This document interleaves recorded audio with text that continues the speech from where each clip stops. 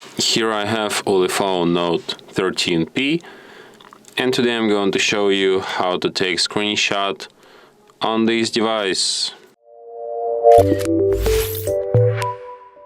So to do this, all you need to do is to just press a combination of keys, power key plus volume down at the same time like this.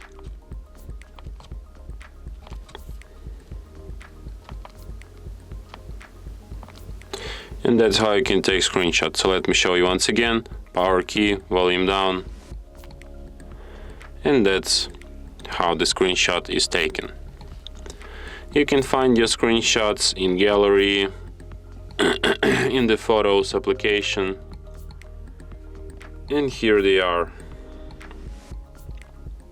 All of your photos. You can find screenshots in the screenshots folder, and here they are. And from here you can share, edit or delete your screenshots. And that's it. Thanks for watching. If you find this tutorial useful, don't forget to hit that like button and subscribe to our channel.